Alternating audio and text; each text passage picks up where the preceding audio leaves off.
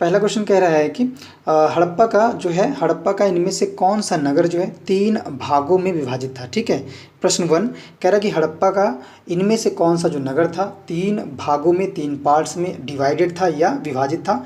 तो इसका correct answer क्या हो जाएगा, प्रश्न 1 का ऑप्शन जो डी है धोलवीरा या धौलावीरा, भी कहीं कहीं आप इसको लिखा देखेंगे, जो धौलावीरा है या धोलवीरा है ये इसका करेक्ट आंसर हो जाएगा। ठीक है, हड़प्पा काल जो है ये भारत का या कह सकते हैं हड़प्पा काल का जो पूरा स्थल है या धौलावीरा जो है, हड़प्पा काल का जो पूरा स्थल धौलावीरा है यह गुजरात के जो है कच्छ के रण, ध्यान रखिएगा गुजरात के कहाँ, कच्छ के रण, ठीक, कच्छ के रण के मध्य स्थित जो है द्वीप में स्थित है। द्वीप का नाम क्या है, ध्यान रखिएगा द्वीप का नाम है खडीर। ठीक है, द्वीप का नाम भी ध्यान रखिएगा, द्वीप का नाम है खडीर में है ये स्थित है। और ये धौलवीरा जो है या धौलावीरा जो है ये 3 भागों में विभाजित है। ठीक, नेक्स्ट क्वेश्चन कह रहा है प्रश्न 2 कह रहा है कि मोहनजोदाड़ो शब्द का जो है अर्थ क्या है। ठीक है, मोहनजोदाड़ो जो शब्द है इसका अर्थ क्या है पूछा गया है प्रश्न है, और ये कई एग्जामों में प्रश्न पूछा जाता है, सीधे यही प्रश्न उठ के आ जाता है कि मोहनजोदाड़ो जो शब्द है इसका अर्थ क्या है। तो राइट आंसर क्या हो जाएगा, विकल्प जो हमारा बी है माउंट ऑफ द डेड जो है ये इसका करेक्ट आंसर हो जाएगा। ठीक, मोहनजोदाड़ो का अर्थ क्या होता है, माउंट ऑफ द डेड या ऑफ द डेड। ठीक है, ये जो है सिंधु घाटी सभ्यता का एक नगरीय सभ्यता थी। ठीक, इसकी मोहनजोदाड़ो जो है ये सिंधु घाटी जो सभ्यता थी, ठीक है, सिंधु घाटी सभ्यता जो थी इसका एक कैसा था, इसका एक नगरीय जो है ये एक नगरीय सभ्यता थी। ठीक, इसमें मोहनजोदाड़ो जो है सिंधु घाटी जो था, जो सिंधु घाटी सभ्यता थी इसका एक प्रमुख नगर है जी। मोहनजोदाड़ो कैसा है, एक मेन जो है नगर है या प्रमुख नगर है। ठीक है, मोहनजोदाड़ो शब्द से जो अभिप्राय है माउंट ऑफ द डेड है। ठीक है, विकल्प 20 का करेक्ट, जिसको हिंदी में क्या बोलते हैं, मृतकों का टीला, ध्यान रखिएगा मृतकों का टीला बोलते हैं, ये ध्यान रखिएगा, क्या बोलते हैं, मृतकों का टीला। ठीक है, और यहीं पे जो है बृहत स्नानागार जो है प्राप्त हुआ था, और जिसके आप देखेंगे कई बुक्स में, चाहे एनसीईआरटी की बुक हो चाहे यूपी बोर्ड की बुक हो, जिसमें आपको एक मोहनजोदाड़ो की फिगर बनी होगी या स्नानागार की, उसमें मध्य में स्थित स्नान कुंड जिसकी चौड़ाई लगभग जो है 7.01 और लंबाई लगभग 11.88 मीटर थी। ठीक है, और लगभग जो है ये 2.443 जो है मीटर ये गहरा था। ठीक है, और इसकी अगर पूछा जाए इस प्रश्न से क्वेश्चन और बन सकता है कि इसकी जो लिपि है कैसी है मोहनजोदाड़ो की, तो ध्यान रखिएगा मोहनजोदाड़ो की जो लिपि है वो कैसी है, लिपि की बात कर रहे हैं, ध्यान रखिएगा लिपि कैसी है, तो लिपि जो है इसकी भाव चित्रात्मक है। कैसी है, भाव चित्रात्मक है। ठीक है, कैसी है, भाव चित्रात्मक है। ठीक है, और यह जो लिपि है दाएं से बाएं की ओर लिखी, कहाँ, कैसे, दाएं से बाईं ओर। ठीक है, दाएं से बाईं ओर जो है ये लिपि लिखी गई है। ठीक है, नेक्स्ट बढ़ते हैं अगले क्वेश्चन पे। नेक्स्ट क्वेश्चन कह रहा है प्रश्न 3 क्वेश्चन कह रहा है सिंधु घाटी सभ्यता के बारे में इनमें से कौन सा जो कथन है वो सत्य है। ठीक है, किसके बारे में, सिंधु घाटी सभ्यता के बारे में पूछ रहा है, जो कथन है जो सत्य कथन है उसके बारे में बताना है। तो 3 का करेक्ट आंसर क्या हो जाएगा हमारा, आप देख रहे होंगे ऑप्शंस को, विकल्प जो ए है सिंधु लोग कपास का उत्पादन करने वाले पहले व्यक्ति थे या पहले लोग थे, तो ये इसका करेक्ट आंसर हो जाएगा। ठीक है, कपास जो है भारत की कैसी फसल है, कपास जो है भारत की आदि फसल है। ठीक है, बहुत ही प्राचीन समय से ये फसल या इसकी खेती बहुत ही बड़ी मात्रा में की जा रही है प्राचीन समय से। ठीक है, नेक्स्ट क्वेश्चन कह रहा है प्रश्न संख्या 4 कह रहा है कि हड़प्पा सभ्यता के एक हिस्से जिसके लोथल की खुदाई जो है या लोथल की खोज जो है किसने की। ठीक है, ये किसका हिस्सा था, ध्यान रखिएगा लोथल जो है ये हड़प्पा सभ्यता का क्या था, जो है एक हिस्सा था। कौन, लोथल। ठीक है, लोथल की बात कर रहा है, और ये कह रहा है कि लोथल की जो खुदाई है या लोथल की जो खोज है ये किसने की थी। तो राइट आंसर क्या हो जाएगा हमारा, इसका जो करेक्ट आंसर मैं बता देता हूँ, क्योंकि ऑप्शन बोलने की कोई जरूरत है नहीं, क्योंकि यहाँ पे जो ऑप्शन दिए हैं ये ऑप्शन इस प्रश्न के नहीं है। ठीक है, ये मिस्टेक हो गई है, तो ध्यान रखिएगा इसका जो करेक्ट आंसर हो जाएगा लोथल की जो खुदाई थी किसने की थी, ध्यान रखिएगा जो लोथल की खुदाई की थी वो ध्यान रखिएगा वो की थी हमारी SR राव ने। ठीक है, SR राव जो है आप इनका नाम ध्यान रखिएगा, SR राव ने जो है इसकी खुदाई की थी। ठीक है, SR राव ने जो है लोथल की खुदाई की थी, और सन ध्यान रखिएगा कब की थी, तो इन्होंने लोथल की खोज जो है 1957 में की थी। कब की थी, 1957 में लोथल की खोज की गई थी, किसके द्वारा, SR राव के द्वारा। ठीक है, और जो है जिसकी खुदाई कब की गई थी, खुदाई जो है 1955 से 1908 के बीच में ये खुदाई की गई थी, ठीक है, भारतीय पुरातत्व सर्वेक्षण के द्वारा, ठीक है। और इन्हीं के द्वारा एस आर राव के द्वारा जो है इसकी खोज की गई थी। यह स्थान जो है जो हड़प्पा सभ्यता का एक हिस्सा था, जो कि मैंने पहले ही बता दिया है, ठीक है। नेक्स्ट बढ़ते हैं अगले क्वेश्चन पे। नेक्स्ट क्वेश्चन देखते हैं। नेक्स्ट क्वेश्चन कह रहा है कि सिंधु घोड़े में, कह रहा है कि सिंधु सभ्यता में घोड़े की अस्थियों के अवशेष कहाँ मिला है। जो सिंधु है इसमें सिंधु सभ्यता में घोड़े की जो अस्थियां हैं इनके अवशेष जो है ये कहाँ पे मिले हुए हैं। तो राइट आंसर क्या हो जाएगा प्रश्न का, ऑप्शन क्वेश्चन 5 का राइट हो जाएगा, विकल्प डी जो है ये सही हो जाएगा, ठीक है। सुरकोटदा में जो है अवशेष मिले हैं या अस्थियों के अवशेष मिले हैं सिंधु सभ्यता में, ठीक है, घोड़े के, ठीक है। और ये कहाँ पड़ता है सुरकोटदा, ध्यान रखिएगा, ये गुजरात में पड़ता है। गुजरात में, गुजरात के कच्छ जिले में, कहाँ पे, गुजरात के कच्छ जिले में जो है ये, कच्छ जिले में ये मिलता है या ये स्थित है, ठीक है, जहाँ पे घोड़े की अस्थियों में जो है अवशेष मिले हैं, घोड़े की अस्थियों के अवशेष मिले हैं, ठीक है। और अगर हम बात करें लोथल में, तो यहीं से जो हड़प्पा सभ्यता का एक स्थल था, लोथल से घोड़ों की लघु मृण मूर्तियों के अवशेष प्राप्त हुए हैं। कहाँ से, लोथल से। तो ये अस्थियों के अवशेष कहाँ से मिले हैं, ये सुरकोटदा से मिले हैं। और अगर हम बात करें कि लघु मृण मूर्तियों के अवशेष कहाँ से मिले, तो ये मिले हैं लोथल से, ये भी ध्यान रखिएगा, ठीक है, कहाँ से, लोथल से मिले हैं, ठीक है। नेक्स्ट बढ़ते हैं अगले क्वेश्चन पे। नेक्स्ट क्वेश्चन देखते हैं क्या कह रहा है। नेक्स्ट क्वेश्चन कह रहा है कि क्वेश्चन 6 कह रहा है कि निम्नलिखित में कौन सा सिंधु घाटी सभ्यता से संबंधित स्थल नहीं है। किससे, सिंधु घाटी सभ्यता से संबंधित कह रहा है स्थल नहीं, वो बताना है। तो राइट आंसर क्या हो जाएगा इस प्रश्न का, जो स्थल सिंधु घाटी सभ्यता से संबंधित नहीं है, तो राइट हो जाएगा विकल्प सी, पाटलिपुत्र जो है ये इसका करेक्ट आंसर हो जाएगा। कौन है, पाटलिपुत्र जो है इसका करेक्ट आंसर हो जाएगा। ये स्थल जो है सिंधु घाटी सभ्यता से संबंधित जो है स्थल नहीं है, ठीक है। नेक्स्ट बढ़ते हैं अगले क्वेश्चन की तरफ। नेक्स्ट क्वेश्चन क्या कह रहा है वो देखते हैं। नेक्स्ट क्वेश्चन कह रहा है प्रश्न हमारा सेवंथ कह रहा है कि उपनयन समारोह, कह रहा है कि उपनयन समारोह जो है ये क्या तात्पर्य है। जो वैदिक संस्कृत से संबंधित प्रश्न है, आप जो भी प्रश्न रहेंगे इसके आगे वो सभी वैदिक संस्कृत से रहेंगे। टॉपिक यहाँ पे पड़े हुए हैं, ठीक है, टॉपिक जो है यहाँ पे पड़े हुए हैं और वैदिक संस्कृत से जो है संबंधित प्रश्न रहेंगे, ठीक। कह रहा है कि उपनयन समारोह जो है इससे क्या तात्पर्य है, ठीक है, उपनयन समारोह जो है इससे तात्पर्य पूछ रहे हैं। तो राइट आंसर क्या हो जाएगा हमारा सी जो विकल्प है ये इसका करेक्ट आंसर हो जाएगा, ठीक है। क्या तात्पर्य है, बच्चे को पवित्र जनेऊ धारण कराया जाता था उपनयन समारोह में, ठीक है। उपनयन संस्कार को या समारोह को यज्ञोपवीत संस्कार के नाम से भी जाना जाता है। ध्यान रखिएगा किस संस्कार के नाम से, यज्ञोपवीत संस्कार, ठीक है, पवीत संस्कार के नाम से जाना जाता है, जहाँ पे जो है बच्चे को पवित्र जनेऊ धारण कराया जाता है, ठीक है। और जब ये संस्कार पूरे हो जाते थे तो इसके बाद इन बच्चों को या इन बालकों को क्या कहा जाता था, ध्यान रखेंगे, इन बालकों को द्विज कहा जाता था, ठीक, क्या कहा जाता था, द्विज कहा जाता था, ठीक है। ये जो है इन सभी को अनिवार्य था, ठीक है, सभी को पहले यह अनिवार्य था। और जो है नेक्स्ट बढ़ते हैं अगले क्वेश्चन की तरफ। नेक्स्ट क्वेश्चन देखते हैं क्या कह रहा है। नेक्स्ट क्वेश्चन सत्यमेव जयते जो है, सत्यमेव जयते जो है महाकाव्य से या किस महाकाव्य से उद्धृत किया गया है, उद्धृत है सत्यमेव जयते। तो राइट आंसर क्या हो जाएगा प्रश्न संख्या 8 का, ऑप्शन जो सी है प्रश्न का ये राइट हो जाएगा, ठीक है। मुंडक उपनिषद से ये उद्धृत किया गया है, ठीक है। और मुंडक उपनिषद में ही या मुंडक उपनिषद में ही जो यज्ञ की तुलना है किससे की गई, ध्यान रखिएगा, यज्ञ की तुलना टूटी नाव से की गई है। किससे, टूटी नाव से की गई है यज्ञ की तुलना, ठीक है। और जो मुंडक उपनिषद है ये अथर्ववेद से संबंधित है। किससे, जो मुंडक उपनिषद है किससे संबंधित है, ये अथर्ववेद से संबंधित है, ठीक है, अथर्ववेद से जो है ये संबंधित है। सभी फैक्ट आपको समझते चलना है और थोड़ा सा ध्यान भी रखना है, ठीक है। और ये जो है जो सत्यमेव जयते है ये इंडिया का या भारत का जो है आदर्श वाक्य है, ठीक है। जो सत्यमेव जयते है ये जो सत्यमेव जयते है ये भारत का क्या कैसा वाक्य है, ये भारत का, प्यारा भारत का हमारा आदर्श वाक्य है, ठीक है, आदर्श वाक्य है, ठीक है, कैसा वाक्य है, आदर्श वाक्य, ठीक है।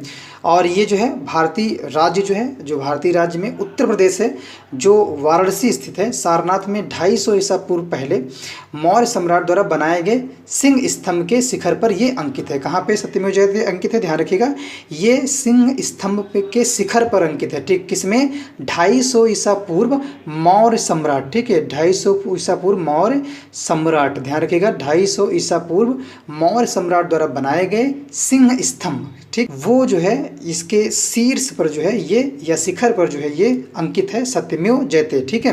और ये कहाँ पे है, ये जो हमारा ये वाराणसी स्थित सारनाथ में है, ठीक है। कहाँ पे?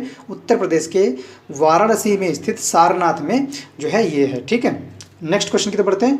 अगला क्वेश्चन देखते हैं क्या कह रहे हैं। नेक्स्ट क्वेश्चन नाइन्थ क्वेश्चन कह रहा है कि वेदों के गद्य प्रकरण क्या कहलाते हैं? वेदों के गद्य प्रकरण क्या कहलाते हैं? तो राइट आंसर क्या हो जाएगा प्रश्न 9 का? ऑप्शन जो हमारा बी है, ब्राह्मण जो है ये इसका करेक्ट आंसर हो जाएगा, ठीक है। वेदों के गद्य प्रकरण क्या कहलाते हैं? ब्राह्मण कहलाते हैं, ठीक है। और वेदों का जो पद्य भाग है कौन कौन से, ध्यान रखिए, वेदों के गद्य प्रकरण अलग है और वेदों के अगर पद्य भाग की बात करें तो कौन कौन है, ध्यान रखिएगा। ऋग्वेद है पद्य भाग, ठीक है। कैसे? ऋग्वेद एंड अथर्ववेद, ठीक है। कौन से? ऋग्वेद एंड अथर्ववेद, ये कैसे हैं? ये पद्य भाग हैं, ठीक है। ये कैसे हैं? ये पद्य भाग हैं, ठीक है। और वेद का जो गद्य भाग है वो क्या है? यजुर्वेद है, ठीक है। गद्य भाग कौन सा है? वेद का जो गद्य भाग है वो हमारा है यजुर्वेद, ठीक, ध्यान रखिएगा, यजुर्वेद है, ठीक है। और वेदों का जो गायन वाला भाग है जिसमें संगीत से संबंधित कुछ संगीतों से संबंधित भाग मिलते हैं तो वो है सामवेद, ध्यान रखिएगा, ठीक, जहाँ पे म्यूजिक का उल्लेख मिलता है, ठीक है। और जो है हमारा ब्राह्मण जो है यहाँ पे कर्म कांड की विवेचना होती थी। किसकी? कर्म कांड की विवेचना होती थी। और उपनिषद में किसकी विवेचना होती थी? तो उपनिषद में ध्यान रखिएगा ये परमेश्वर, ध्यान रखिएगा, परमेश्वर और परमात्मा ब्रह्म और आत्मा के स्वभाव और संबंध का बहुत ही जो है दार्शनिक और ज्ञानपूर्ण वर्णन जो है उपनिषद में मिलता है, ठीक है। अगर हम आरण्यक की बात करें, यहाँ पे जो सी में दिया है आरण्यक की बात करें तो आरण्यक जो है ये कर्म कांड के पीछे जो उद्देश्य होते थे उसकी विवेचना करता था। किसकी? कर्म कांड के पीछे जो भी उद्देश्य होते थे उसकी ये विवेचना करता था। किनकी? उद्देश्यों की, ठीक। कर्म कांड के पीछे जो उद्देश्य होते थे उनकी ये विवेचना करता था, ठीक है। नेक्स्ट बढ़ते, और इसके साथ संहिता बच गया था। संहिता को समझिए, संहिता में क्या है? ये संहिता जो है ये मंत्र भाग है, ठीक है, ये मंत्र भाग है।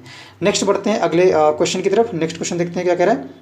प्रश्न संख्या 10 कह रहा है कि निम्नलिखित में से कौन सा ज्ञान के सिद्धांत पर जो है बल देता है? किस पे? ज्ञान के सिद्धांत पर बल देता है। तो राइट आंसर क्या हो जाएगा प्रश्न 10 का? ऑप्शन जो हमारा डी है, उपनिषद जो है ये इसका करेक्ट आंसर हो जाएगा, ठीक है। उपनिषद जो है ये हिंदू धर्म का महत्वपूर्ण कैसा ग्रंथ है? ये श्रुति ग्रंथ है। किसका? हिंदू ग्रंथ है। कैसा ग्रंथ है? श्रुत ग्रंथ है और हिंदू धर्म का है, ठीक है। किसका है? हिंदू धर्म का है, ये भी ध्यान रखिए साथ साथ में, ठीक है। हिंदू धर्म का श्रुति ग्रंथ है, ठीक है।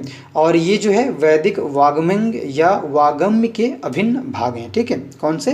वैदिक वाग्मय के अभिन्न भाग हैं, ठीक है। जिसमें क्या होता है? इसमें परमेश्वर है और परमात्मा ब्रह्मा और आत्मा के स्वभाव और संबंध का बहुत ही दार्शनिक और ज्ञानपूर्ण वर्णन जो है यहाँ पे किया गया है। किसमें? उपनिषद में, ठीक है। ये बात आपको ध्यान रखनी है, ठीक है।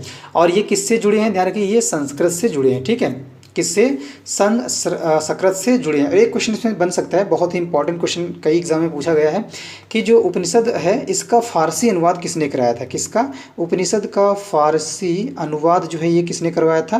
तो ध्यान रखिएगा, जो फारसी अनुवाद है ये किया था दारा शिकोह ने, ठीक है। दारा शिकोह ने किया था, ठीक है। शिकोह ने किया था इसका फारसी अनुवाद। और दारा शिकोह ने किसके कहने पे किया था? तो ये अनुवाद जो है कहने पे अकबर के किया था, ठीक है। किसके? अकबर के कहने पे फारसी अनुवाद जो है उपनिषद का किया था, ठीक है।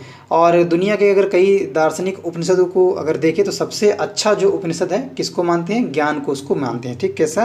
किसको? ज्ञान कोश को जो है मानते हैं, ठीक है। तो ये इसके कुछ फैक्ट थे, वो भी साथ साथ में समझते भी चलिएगा। नेक्स्ट क्वेश्चन देखते हैं, प्रश्न संख्या 11 देखते हैं क्या कह रहा है। प्रश्न 11 कह रहा है कि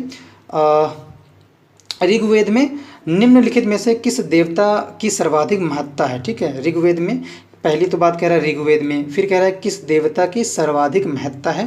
तो राइट आंसर क्या हो जाएगा 11 का? जो विकल्प बी है ये राइट हो जाएगा। इंद्र जो है ये इसका करेक्ट आंसर हो जाएगा, ठीक। इंद्र की जो है सर्वाधिक महत्ता है, ठीक है, ऋग्वेद में। और जो ऋग्वेद हमारा है, ध्यान रखें, जो ऋग्वेद है ये प्राचीनतम वेद है, ठीक है। कैसा है? प्राचीनतम वेद है, ये इसका फैक्ट है, प्राचीनतम वेद है। और इसमें जो है 1028 जो है क्या है, इसमें सूक्त हैं। कितने? 1028। और ऋचाएँ कितनी हैं? तो ध्यान रखिएगा 10,400 62 जो है इसमें क्या है, ध्यान रखिएगा, इसमें ऋचाएँ हैं, ठीक है, ऋचाएँ हैं इसमें, ठीक है, कितनी 10,462 इसमें और ऋचाएँ हैं। और इनको पढ़ने वाला या ऋग्वेद को जो पढ़ने वाला है, कई फैक्चुअल क्वेश्चन में निकल सकते हैं। ऋग्वेद को जो पढ़ने वाला क्या कहलाता है, तो ध्यान रखिएगा, इसको होत्र बोलते थे, ठीक, क्या बोलते थे, त्रा है ये, ता में नीचे रा लगा हुआ है, क्या बोलते थे, होत्र कहते थे, ठीक है।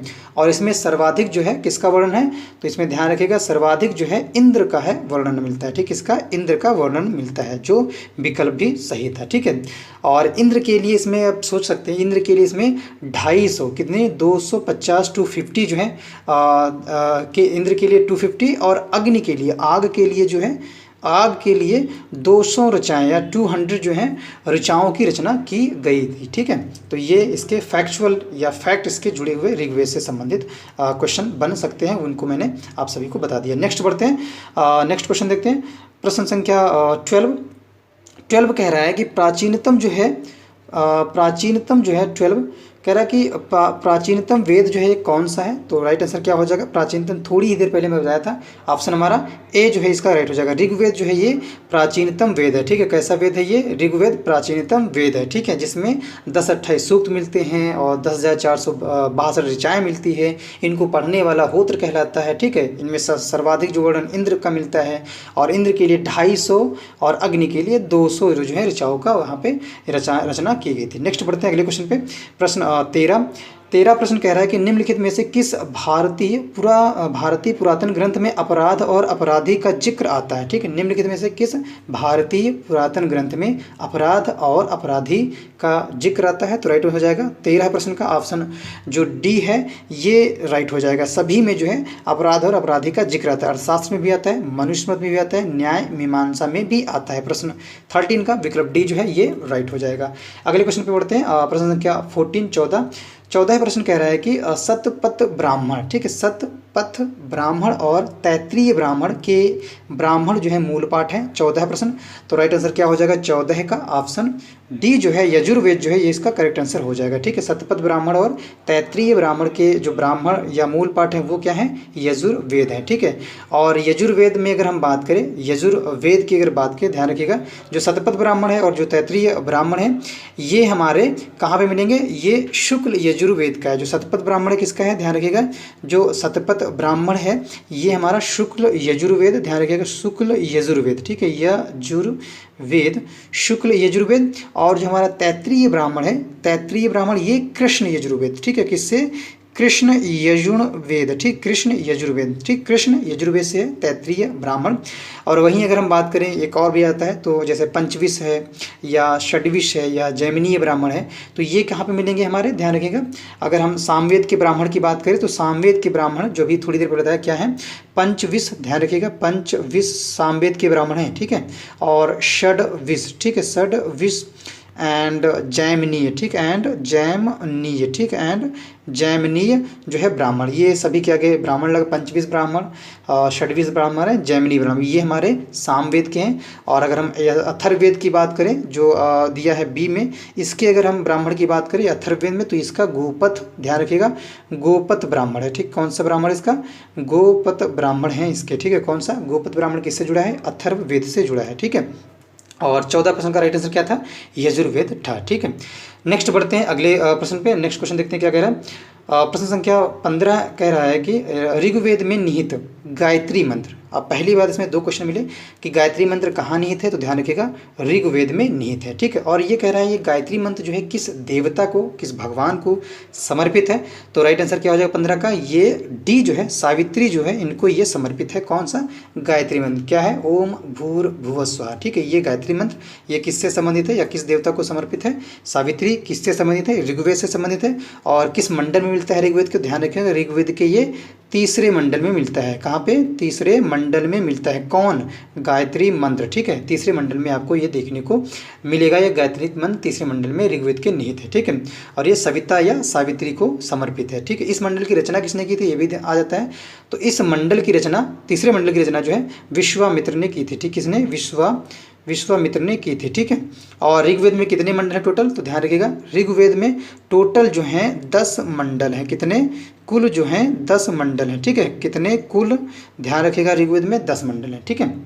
और तीसरे मंडल में गायत्री मंत्र मिलता है या उल्लेख मिलता है, और तीसरे मंडल की रचना विश्वामित्र ने की। और ऋग्वेद में टोटल 10 मंडल हैं।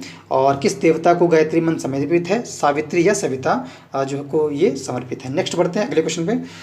नेक्स्ट क्वेश्चन है 16 प्रश्न कह रहा है कि सर्वाधिक प्राचीन पुराण जो है ये कौन सा है? सर्वाधिक प्राचीन पुराण की बात कर रहा है, तो राइट आंसर क्या हो जाएगा? 16 है प्रश्न का। ऑप्शन ए जो है मत्स्य पुराण जो है ये इसका करेक्ट आंसर हो जाएगा। ठीक है, मत्स्य पुराण ये सर्वाधिक जो है पुराना या प्राचीन जो है पुराण है। ठीक है, और ये जो है भारतीय ऐतिहासिक कथाओं में या कथाओं का सबसे अच्छा और क्रमबद्ध जो है विवरण यहाँ पे मिलता है। ठीक है, इनकी संख्या कितनी है ध्यान रखिएगा, इनकी संख्या जो है 18 है। ठीक है, कितनी? 18 है, जिनमें से 5 जो है जैसे मत्स्य हो गया, वायु हो गया, विष्णु है, ब्राह्मण और भागवत पुराण है। ठीक है, जिसमें 5 कौन कौन है? मत्स्य पुराण ये 5वें में शामिल है। ठीक है, जिनमें कौन है? ये एक तो मत्स्य पुराण ये हो गया, और दूसरे की बात करें वायु पुराण। ठीक है, मैं वायु लिख रहा हूँ, आप पुराण समझिएगा, वायु पुराण। फिर है विष्णु पुराण। ठीक है, विष्णु पुराण। और फिर है ब्राह्मण। ठीक है, ब्राह्मण पुराण। ठीक है, जो विष्णु पुराण यहाँ दिया ये, और फिर है ब्राह्मण पुराण। ठीक है, ध्यान रखिएगा, ब्राह्मण पुराण। और फिर है भागवत पुराण। ठीक है, फिर क्या है? भागवत पुराण। कितने टोटल पुराण हैं? 18 हैं। ठीक है, भारतीय ऐतिहासिक कथाओं का सबसे अच्छा या क्रमबद्ध विवरण जो है पुराणों में ही देखने को मिलता है, और इनकी संख्या कितनी है? टोटल 18 है, जिनमें 5 मैंने बता दिए, मत्स्य पुराण, भागवत पुराण, ब्राह्मण पुराण, वायु पुराण और विष्णु पुराण। ठीक है, नेक्स्ट क्वेश्चन देखते हैं। 17 प्रश्न क्या कह रहा है?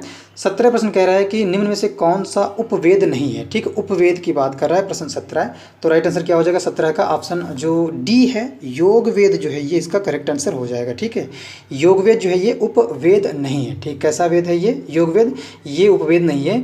ठीक है, और जैसे अगर उपवेद की बात करें तो कौन कौन से उपवेद हैं? तो धनुर्वेद जो है आपका ये उपवेद है। ठीक है, और सशस्त्र शास्त्र ये उपवेद है, और आयुर्वेद जो है ये तीनों ही उपवेद हैं। लेकिन अगर हम बात करें योग वेद की, ये उपवेद नहीं है। ठीक है, ये उपवेद नहीं है। ठीक है, ये जो है आयुर्वेद जो है ऋग्वेद का उपवेद है। ठीक है, ये आयुर्वेद जो आप देख रहे हैं ये किसका उपवेद है? ध्यान रखिएगा, ये है ऋग्वेद का। किसका है? ध्यान रखिएगा, ये है ऋग्वेद का उपवेद। ठीक है, किसका है? ऋग्वेद का। और धनुर्वेद जो इसमें दिया है ये किसका उपवेद है? तो जो धनुर्वेद है ये यजुर्वेद का है। ठीक है, किसका उपवेद है? ये यजुर्वेद का है। ठीक है, और नेक्स्ट क्वेश्चन देखते हैं, अगला प्रश्न देखते हैं क्या कह रहा है। प्रश्न संख्या 18 है। 18 क्वेश्चन कह रहा है कि वैदिक देवता इंद्र जो है किसके देवता हैं? ठीक है, जो वैदिक देवता इंद्र थे ये किसके देवता हैं? तो राइट आंसर क्या हो जाएगा 18 का? ये वर्षा या बारिश या चक्रवात के देवता थे। कौन वैदिक देवता थे? इंद्र थे। कौन से वैदिक देवता? कौन? इंद्र। किसके? वर्षा व चक्रवात के या वर्षा के। ठीक है, और ये जो है ऋग्वैदिक लोग होते थे ये प्राकृतिक शक्तियों का जो है मानवीकरण करके उनकी पूजा करते थे। ठीक है, तो इसी में जो है जो वर्षा और चक्रवात के जो देवता हैं वो इंद्र भगवान को या इंद्र को जो है मानते हैं। ठीक है, नेक्स्ट बढ़ते हैं, अगले प्रश्न पे जाते हैं।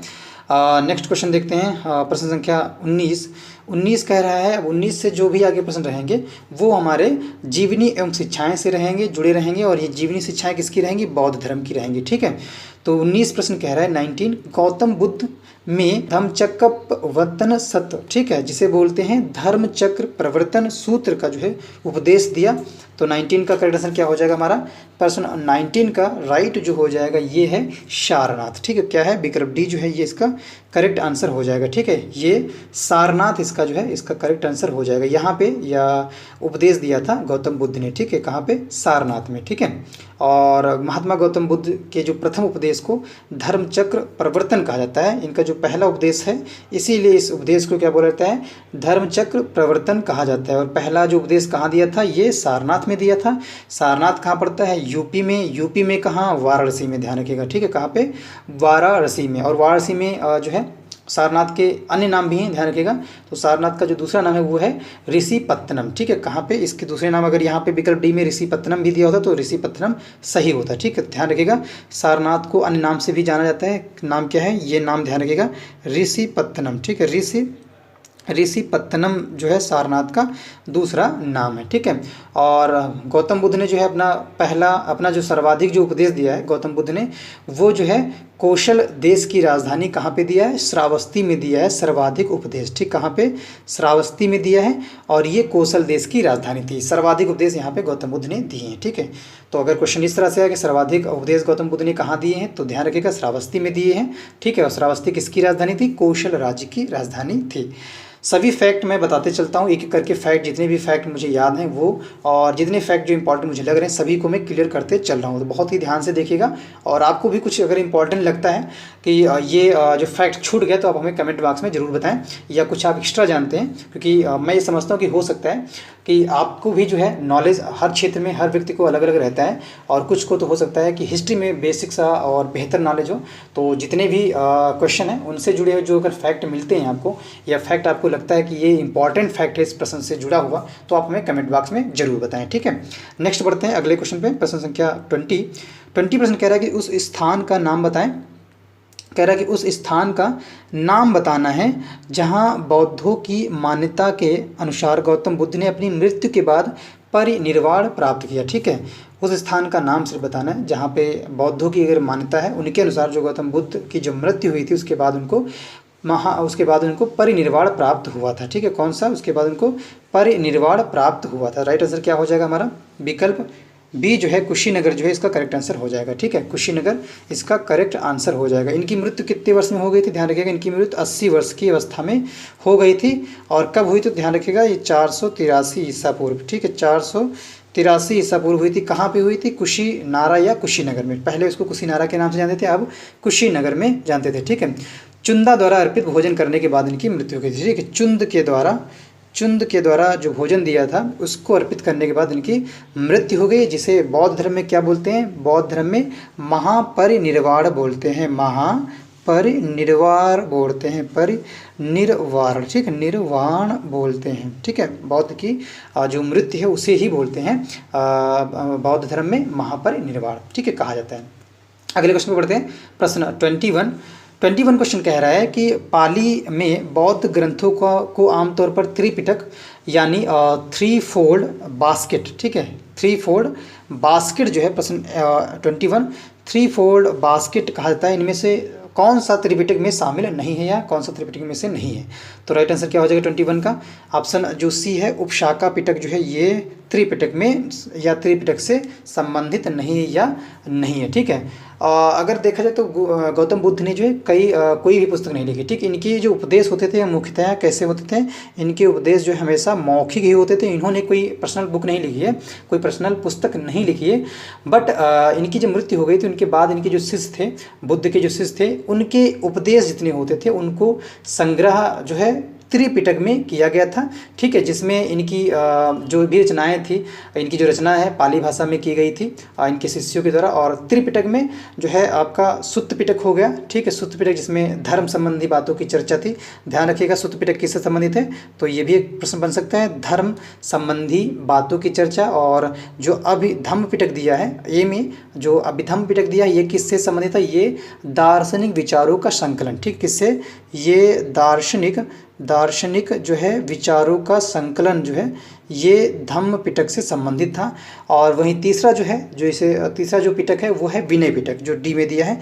तो विनय पिटक जो है ये किससे संबंधित था, विनय पिटक ये हमारा नीति संबंधी बातों से संबंधित है। किससे है, ये नीति संबंधी बातों से, ठीक है, संबंधी बातों से विनय पिटक संबंधित है, ठीक है।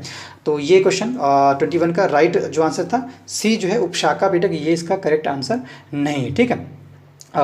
नेक्स्ट बढ़ते हैं अगले क्वेश्चन पे।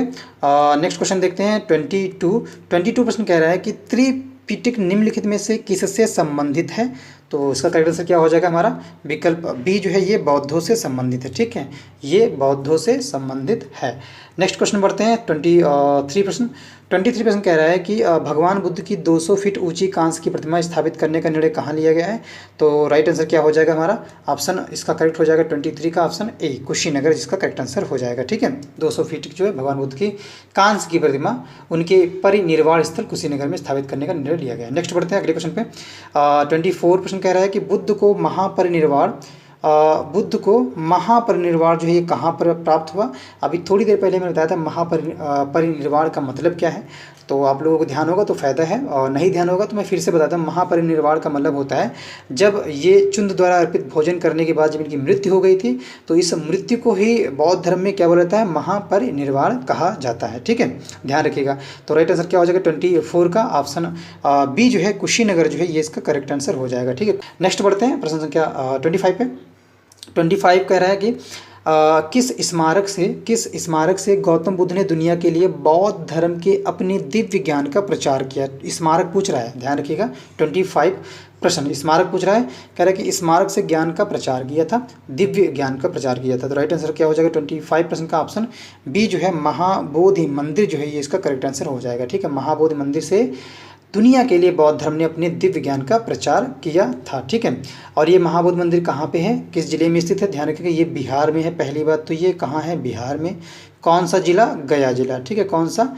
गया जिला है। ठीक है, इसका निर्माण जो है 3री शताब्दी में सम्राट अशोक ने करवाया था। ठीक, किसने करवाया था? ध्यान रखिएगा, सम्राट अशोक ने करवाया था। ठीक है, सम्राट अशोक ने करवाया था इसका निर्माण। और कौन सी शताब्दी में? 3री या 3वीं शताब्दी में इसका निर्माण करवाया गया था। वर्तमान में अगर देखें ये जो मंदिर है 5वीं या 6ठी शताब्दी में बनवाई गई थी। ठीक है, वर्तमान मंदिर जो है, जो इस समय मंदिर है वहाँ पे, ये 5वीं या 6ठी शताब्दी में बनवाई गई थी, बनवाया गया था। ठीक है, और जो भगवान बुद्ध को जो ज्ञान की प्राप्ति हुई थी, ध्यान रखें, इससे भी प्रश्न जुड़ सकता है। गौतम बुद्ध को जो ज्ञान प्राप्त हुआ था, गौतम बुद्ध को जो है वैशाख पूर्णिमा के दिन, ठीक है, वैशाख पूर्णिमा के दिन वट वृक्ष के नीचे जो है निरंजना नदी के तट पर इन्हें ज्ञान प्राप्त होता है। वट वृक्ष के नीचे और निरंजना नदी, आप ध्यान रखिएगा, निरंजना नदी के तट। ठीक है, निरंजना नदी के तट के पास में जो है इन्हें ज्ञान की प्राप्त हुई थी। और उसी के बाद ये जो क्या कहलाएं? इसी के बाद ये बुद्ध कहलाएं। ठीक है, क्या कहलाएं? इसी के बाद ये बुद्ध कहलाएं। ठीक है, और बुद्ध बनने के पश्चात सर्वप्रथम जो है ये तपस्सु और भल्लिका नामक 2 बंजारों को बोध गया में ही बौद्ध धर्म में दीक्षित किया। ठीक है, ध्यान रखिएगा, बौद्ध धर्म से दीक्षित होने वाले नाम अगर पूछा जाए तो ध्यान रखिएगा, सर्वप्रथम जो बौद्ध धर्म से कौन दीक्षित हुआ था, तो ये हुए थे तपस्सु, नाम ध्यान रखिएगा, तपस्सु एंड भल्लिक। ठीक है, भल्लिक, ये दोनों कौन थे? ये दोनों कैसे थे? ये क्या थे? ये थे बंजारे। ठीक, क्या थे ये दोनों ही लोग बंजारे थे। इन्हें बोध गया में ही बौद्ध धर्म में दीक्षित किया गया और इन्होंने जो है बौद्ध धर्म का प्रचार किया। ठीक है, और महाबोधि मंदिर समूह को जो है वर्ष 2002 में, ठीक है, ये जो है ध्यान रखिएगा, ये वर्ष 2002 में जो है यूनेस्को द्वारा, किसके द्वारा? यूनेस्को द्वारा। ठीक है, यूनेस्को के द्वारा विश्व विरासत सूची में इसे शामिल किया गया है। बहुत ही अच्छा प्रश्न हो सकता है। 2002 में इसे शामिल किया गया है, किसके द्वारा? यूनेस्को के द्वारा विश्व विरासत सूची में इसे शामिल कर दिया गया है। ठीक है, नेक्स्ट बढ़ते हैं अगले क्वेश्चन पे। प्रश्न संख्या 26 क्वेश्चन कह रहा है कि ज्ञान प्राप्त करने के बाद गौतम को किस रूप में जाना जाने लगा? तो राइट हो जाएगा हमारा 26 का, जब वो ज्ञान प्राप्त कर लिए, कहाँ पे? निरंजना नदी के तट पे, किस वृक्ष के नीचे? वट वृक्ष के नीचे। किस दिन? वैशाख पूर्णिमा के दिन। और तो इन्हें क्या कहा जाने लगा? इन्हें बुद्ध कहा जाने लगा। ठीक है, बी जो विकल्प है इसका करेक्ट आंसर हो जाएगा। ठीक है, नेक्स्ट बढ़ते हैं। और इनका जन्म अगर पूछा जाए, गौतम बुद्ध का जन्म कब हुआ? तो ध्यान रखिए, गौतम बुद्ध का जन्म 563 ईसा पूर्व में हुआ। 563 ईसा पूर्व में कहाँ पे? तो ध्यान रखिएगा, लुम्बिनी में हुआ। ठीक है, लुम्बिनी में हुआ इनका जन्म। ठीक है, कहाँ पे? लुम्बिनी में इनका जन्म हुआ। ठीक है, और इन्हें जो है बिहार के बोधगया में महाबोधि वृक्ष के नीचे कई वर्षों तक कठिन तपस्या तथा कठोर साधना करने के बाद इन्हें ज्ञान की प्राप्ति हुई थी। और ज्ञान प्राप्त करने के बाद सिद्धार्थ को, इनका वास्तविक नाम क्या था? सिद्धार्थ को किस नाम से जाने लगा? सिद्धार्थ को गौतम बुद्ध के रूप में जाना जाने लगा। ठीक है, इनका पहला नाम क्या था? सिद्धार्थ नाम था। ठीक है, ये ध्यान रखिएगा। कहीं पे वट वृक्ष मिलता है और कहीं पे महाबोधि वृक्ष। ठीक है, दोनों ही आंसर सही है। ठीक है, क्योंकि दोनों को ही बोला जाता है। नेक्स्ट बढ़ते हैं अगले क्वेश्चन पे। प्रश्न संख्या 27 क्वेश्चन कह रहा है कि बोध गया 27 प्रश्न, बोध गया जो है, बोध गया एक महत्वपूर्ण बौद्ध ग्रंथ बौद्ध तीर्थ केंद्र क्यों है? ठीक है, तो राइट आंसर क्या हो जाएगा 27 का? ऑप्शन जो हमारा बी है ये राइट हो जाएगा। ठीक है, क्योंकि गौतम बुद्ध ने यहाँ ज्ञान प्राप्त किया था, इसलिए जो है बोध गया एक महत्वपूर्ण बौद्ध केंद्र जो है माना जाता है। ठीक है, और बौद्ध धर्म के संस्थापक कौन है, ये क्वेश्चन बन सकता है, तो ध्यान रखिए बौद्ध धर्म के संस्थापक गौतम बुद्ध हैं। ठीक है, कौन है? गौतम बुद्ध है। पहले इनका नाम क्या था? पहले इनका नाम था सिद्धार्थ। ठीक है, ज्ञान मिल गया इनको, ज्ञान प्राप्त हो गया महाबोधि वृक्ष या वटवृक्ष के नीचे निरंजना नदी के तट पे, तब से इनको गौतम बुद्ध कहा जाने लगा। ठीक है, तो ये जो बी विकल्प है, क्योंकि गौतम बुद्ध ने यहाँ पे ज्ञान प्राप्त किया था। ठीक है, और जो है इनका जन्म जो बताया था 563 ईसा पूर्व में हुआ था, और कहाँ पे? कपिलवस्तु के लुम्बिनी नामक स्थान पे हुआ था। ठीक है, जन्म कपिलवस्तु के लुम्बिनी नामक स्थान पर हुआ था। ठीक है, और इन्हें जो वैशाख पूर्णिमा का जो दिन था, हालांकि इन्हें रात कह सकते हैं, तो 35 वर्ष की एज में इन्हें ज्ञान प्राप्त हुआ। कितनी एज में? ध्यान रखिएगा 35 वर्ष की अवस्था में या आयु में वैशाख पूर्णिमा की रात निरंजना, जिसे फल्गु नदी के नाम से भी जानते थे, ध्यान रखिएगा निरंजना की जगह अगर फल्गु भी दिया हो तो फल्गु नदी भी निरंजना को ही बोलते थे। ठीक है, और इन्हें पीपल के वृक्ष या वट वृक्ष या महाबोधि वृक्ष, ये तीनों ही ऑप्शन सही होंगे। ठीक है, तीनों में से कोई आता है तो चाहे पीपल वृक्ष दिया हो, चाहे वट वृक्ष दिया हो या महाबोधि वृक्ष दिया, तो कन्फ्यूजन नहीं हुआ। ठीक है, तीनों में से आप कोई एक टिक कर दीजिएगा, क्योंकि एक ही ऑप्शन दिया जाएगा, पीपल वृक्ष दिया जाएगा या फिर महाबोधि दिया जाएगा वृक्ष या वट वृक्ष दिया जाएगा। ठीक है, और इन्होंने गौतम बुद्ध ने अपना सर्वप्रथम उपदेश कहाँ पे दिया? इस तरह से एक प्रश्न यहाँ से जुड़ सकता है, बन सकता है। तो सर्वप्रथम जो है गौतम बुद्ध ने अपना पहला जो उपदेश दिया था, कहाँ दिया था? तो ध्यान रखिएगा ये सारनाथ में दिया था। कहाँ पे?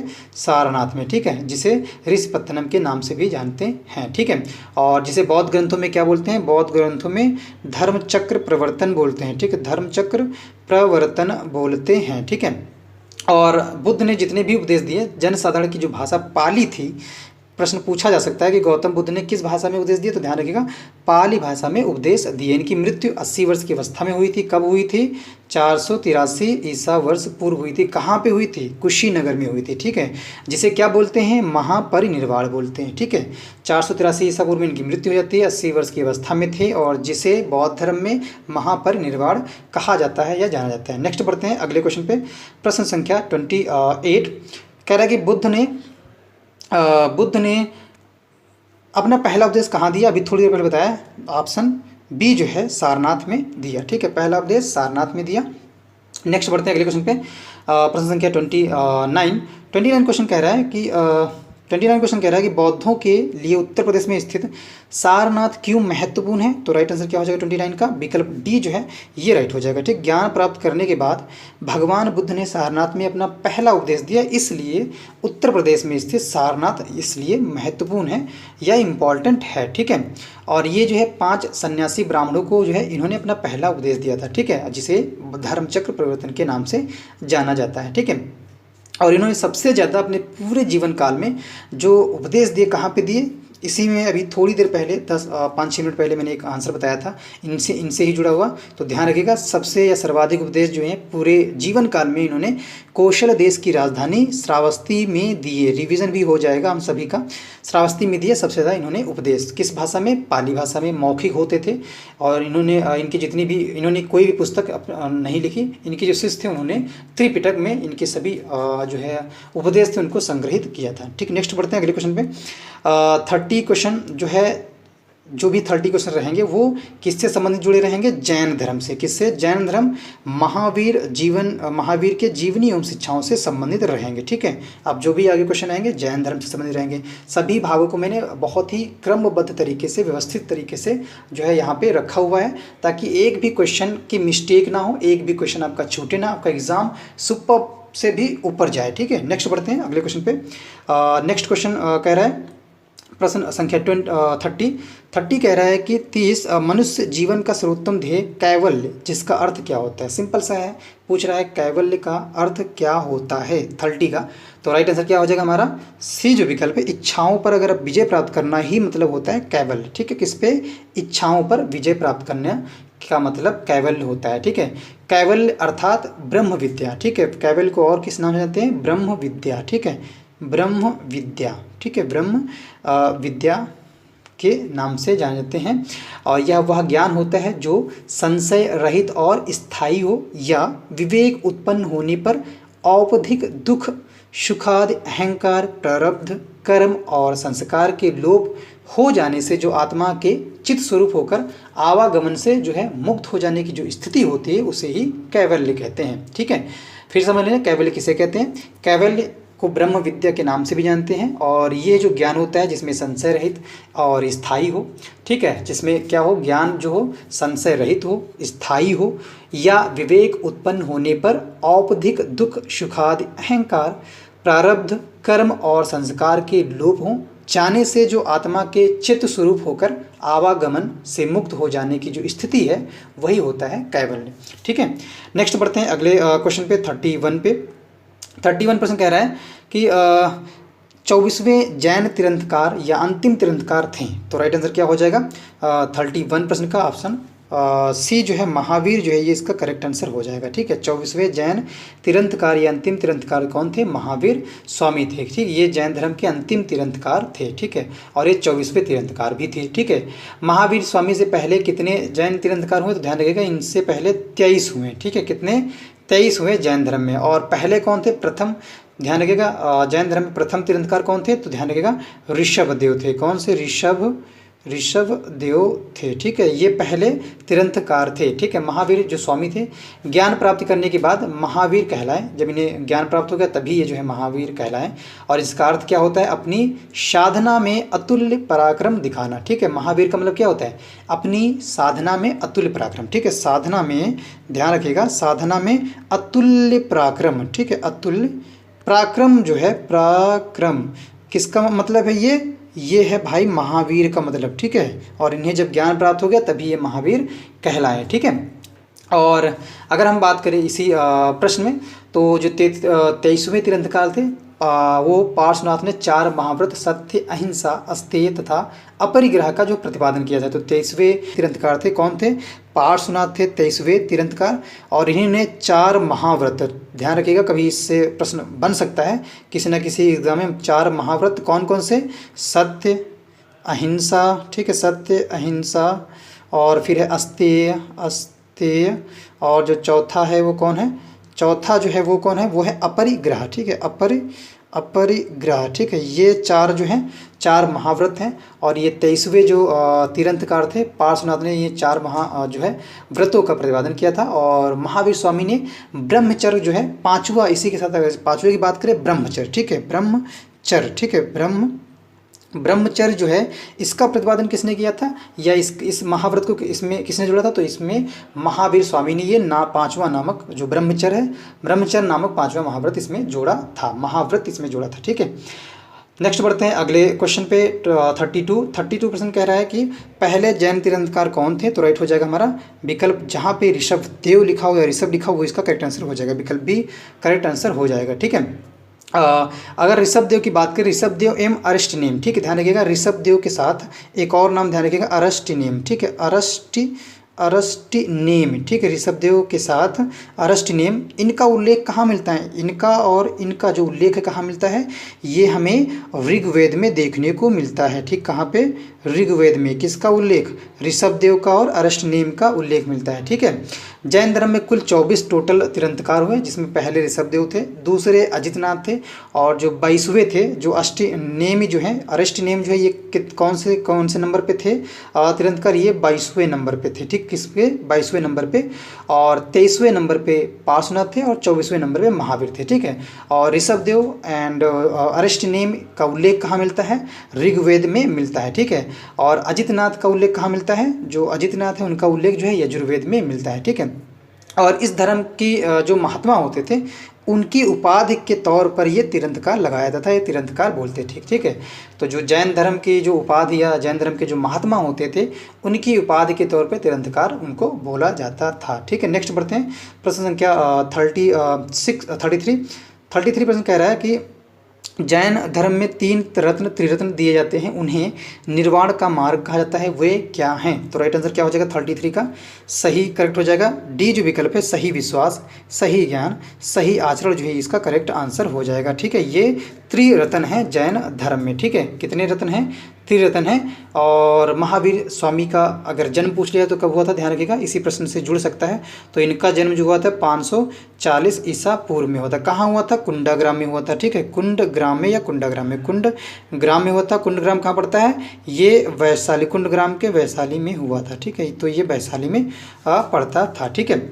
और महावीर स्वामी ने अपने जो उपदेश किस में दिए थे, ये ध्यान रखिएगा, महावीर स्वामी ने, अगर पूछा जाए महावीर स्वामी ने अपने उपदेश जो है किस भाषा में दिए थे, तो ये ध्यान रखिएगा, ये इन्होंने प्राकृत भाषा में दिए थे या जो है अर्ध मागधी में दिए थे, ठीक। किस प्राकृत भाषा को क्या बोलते हैं, अर्ध मागधी में इन्होंने दिया था। किसने, किन्होंने, महावीर स्वामी ने अपने जो भी उपदेश दिए थे प्राकृत या अर्ध मगधी भाषा में दिए थे। जैन धर्म में 3 रत्न हैं, जो आपका सम्यक दर्शन है जिसे सही विश्वास बोलते हैं, एंड सम्यक ज्ञान है जिसे सही ज्ञान बोलते हैं, और सम्यक आचरण जिसे सही आचरण बोलते हैं, ठीक है। तो ये त्रिरत्न है जैन धर्म में, ठीक है। नेक्स्ट बढ़ते हैं अगले क्वेश्चन पे। नेक्स्ट क्वेश्चन देखते क्या कह रहा है, प्रश्न संख्या 34 जो प्रश्न है ये मौर्य वंश से जुड़े हुए प्रश्न रहेंगे, ठीक है। 34 जो है ये मौर्य वंश से जुड़े प्रश्न रहेंगे। तो 35 का करेक्ट आंसर क्या हो जाएगा, पहले प्रश्न देखते हैं। तो प्रश्न है हमारे, अशोक का सिंह चतुर्भुज स्तंभ जो है ये कहाँ पर स्थित है, ठीक है। अशोक का सिंह चतुर्भुज स्तंभ जो है ये शीर्ष में कहाँ पर स्थित है, 34%। तो राइट आंसर क्या हो जाएगा प्रश्न 34 का ऑप्शन जो हमारा डी है, सारनाथ जो है ये इसका करेक्ट आंसर हो जाएगा, ठीक। क्या हो जाएगा, सारनाथ, ठीक है। अशोक का सिंह चतुर्भुज स्तंभ शीर्ष सारनाथ से लिया गया है। और इस स्तंभ पे कितने शेर हैं या सिंह हैं, 4 हैं, ध्यान रखिएगा, ठीक है। एक पीछे, 2 साइड में है और एक फ्रंट पे है, ठीक है। और इसे ही भारत सरकार ने जो है राष्ट्रीय चिन्ह के रूप में स्वीकार किया है। किसको, जो अशोक का सिंह चतुर्भुज स्तंभ है इसे भारत सरकार ने राष्ट्रीय चिन्ह के रूप में स्वीकार किया है, ठीक है। नेक्स्ट बढ़ते हैं अगले क्वेश्चन पे।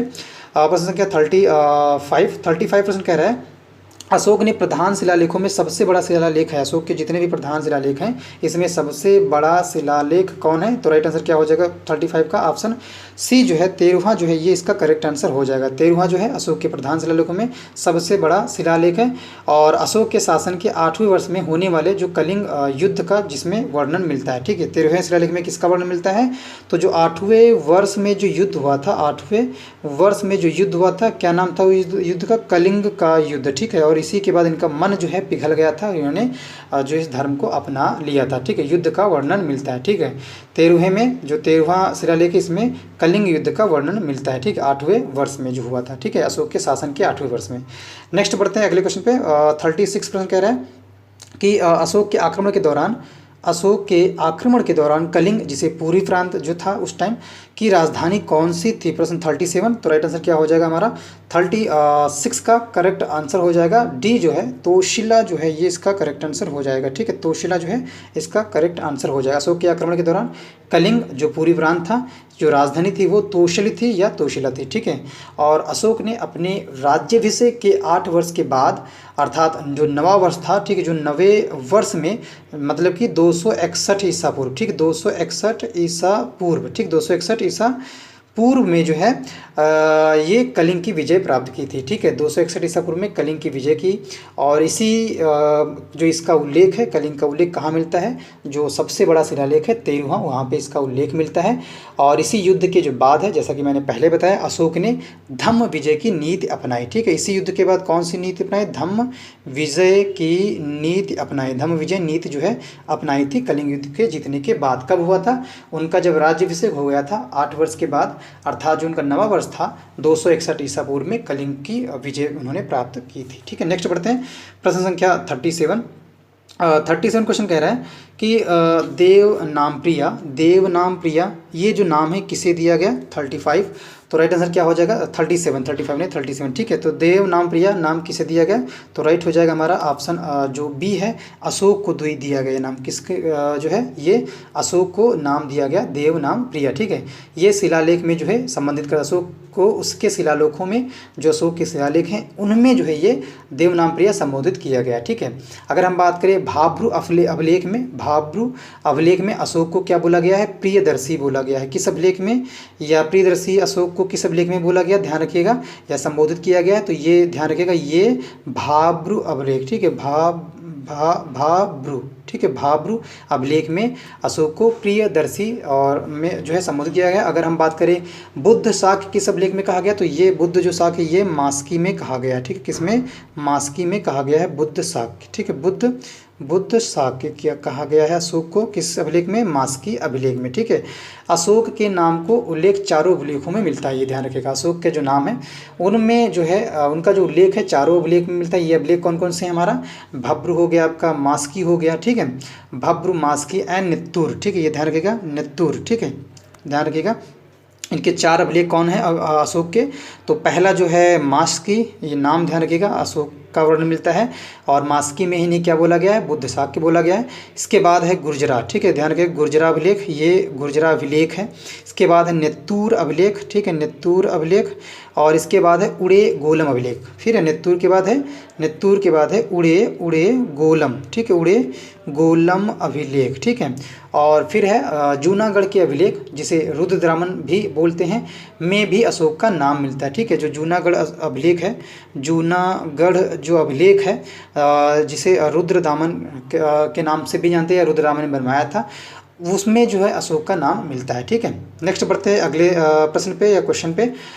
नेक्स्ट क्वेश्चन 38 कह रहा है सम्राट अशोक का कौन सा शिलालेख कलिंग पर उनकी विजय का उल्लेख करता है, तो राइट आंसर क्या हो जाएगा हमारा 38 का ऑप्शन जो डी है, 13वां लेख जो है या 13वां जो शिलालेख है, अभिलेख नहीं शिलालेख है, वहाँ पे कलिंग पर उनकी विजय का उल्लेख करता है, ठीक है। विकल्प जो डी है ये राइट हो जाएगा, ठीक है। सम्राट अशोक द्वारा कितने अभिलेख प्राप्त हुए हैं, तो ये ध्यान रखिए कि इसमें 14 जो है शिलालेख जो है या अभिलेख प्राप्त हुए हैं, जिसमें 13वां अभिलेख सबसे बड़ा जो है माना जाता है और 13वें अभिलेख में ही सम्राट अशोक द्वारा कलिंग पर उनकी विजय का यहाँ पे उल्लेख मिलता है, ठीक है। नेक्स्ट बढ़ते हैं अगले क्वेश्चन पे। प्रश्न संख्या 39 प्रश्न कह रहा है कि अशोक का कौन सा शिलालेख में ब्राह्मी लिपि का प्रयोग नहीं किया गया था।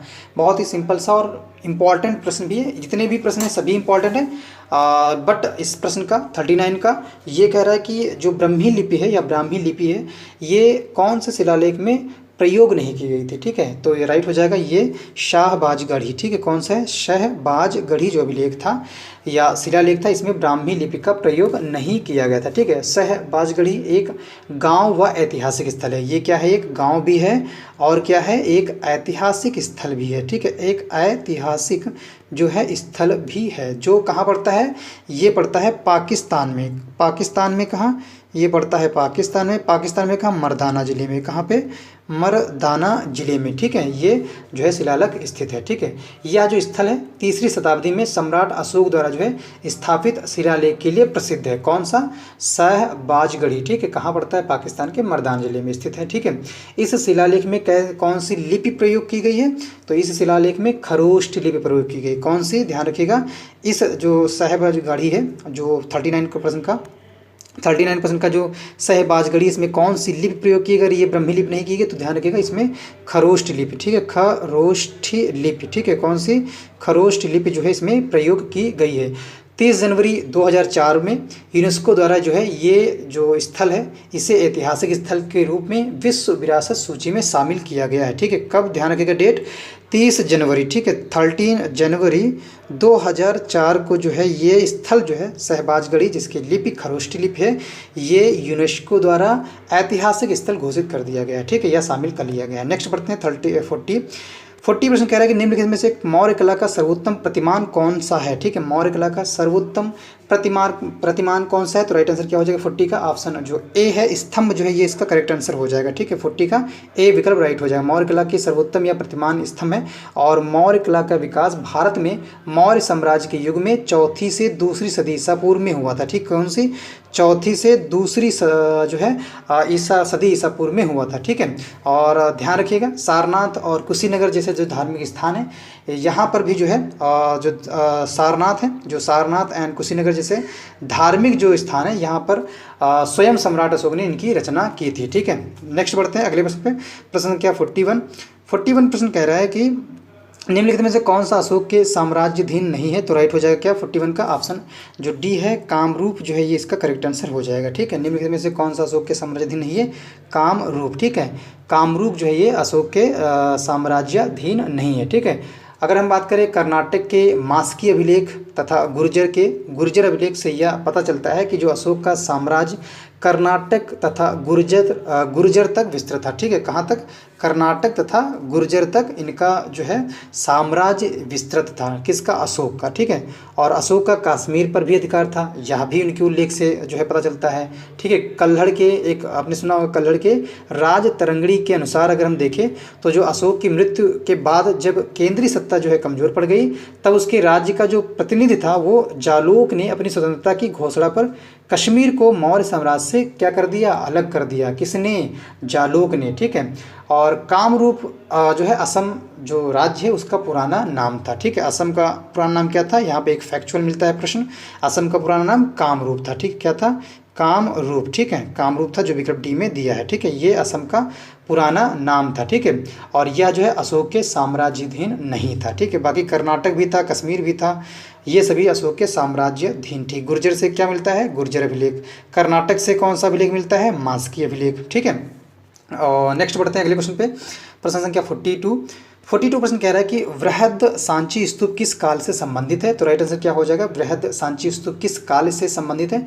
तो राइट हो जाएगा इस प्रश्न का ऑप्शन जो डी है, मौर्य काल जो है ये इसका करेक्ट आंसर हो जाएगा। वृहद सांची स्तूप का निर्माण किसने कराया था? सम्राट अशोक ने कराया था। सम्राट अशोक ने इसका जो है निर्माण कराया था। और कब कराया था? तो ध्यान रखिएगा, ये 300 BC में कराया था। ठीक है, बिफोर क्राइस्ट। ठीक है, और सांची जो सांची है ये मध्य प्रदेश की राजधानी भोपाल में स्थित है। कहाँ पे? ये सांची स्तूप कहाँ पे है? MP में है। ठीक है, मध्य प्रदेश में है, और यह जो है अर्धवृत्त कटोरे की आकृति का, ठीक है, इस तरह से है। ठीक, किस तरह से? इस तरह से अर्धवृत्त या कटोरे की आकृति का बना हुआ है। ठीक है, नेक्स्ट देखते हैं। तो गाइस इसी लास्ट क्वेश्चन के साथ आज का जो महत्वपूर्ण सेशन था वो एंड होता है, और इसका नेक्स्ट जो पार्ट है, जो बचे हुए भाग हैं हिस्ट्री के, उन सभी नेक्स्ट पार्ट में उनको कवर किया जाएगा। उनको देखना आप बिल्कुल भी ना भूलिएगा। इसका नेक्स्ट पार्ट जल्द ही आपको देखने को मिलेगा 1-2 दिन में। और इसी के साथ जो है गाइस सेशन को लाइक करें, शेयर करें अपने चहेते दोस्तों को, और जो है जितने भी आपके खास मित्र हैं, फ्रेंड हैं, उन सभी को जो है सेशन जो है शेयर करें, ताकि उनका भी जो है भला हो पाए, उनको भी इन चीज़ों के बारे में जानकारी मिल पाए। और यदि आप चैनल पर पहली विजिट कर रहे हैं गाइस, वीडियो को पहली बार देख रहे हैं, तो चैनल को सब्सक्राइब जरूर करें, और हमसे जुड़े रहने के लिए बेल आइकन को दबाना बिल्कुल भी ना भूलें। और इसी के साथ गाइस कल की डेट में आपको एक फुल लेंथ का प्रैक्टिस सेट मिलने वाला है, जिसमें कुल 100 प्रश्न रहेंगे, और सभी सेक्टर, सभी भागों को कवर किया जाएगा। UPSSC पेट एग्जाम के जितने भी सिलेबस में जो चीज़ें दी हैं, उन सभी से प्रश्न उसमें शामिल रहेंगे, चाहे वो मैथ का हो, चाहे वो गणित का हो, अंकगणित का हो, प्रारंभिक साइंस का हो, सभी में जो है सभी टॉपिक्स को उसमें कवर किया जाएगा। पूरा फुल लेंथ का प्रैक्टिस सेट रहेगा। तो मिलते हैं गाइस नेक्स्ट इंपॉर्टेंट सेशन पे। Thank you so much dear friends.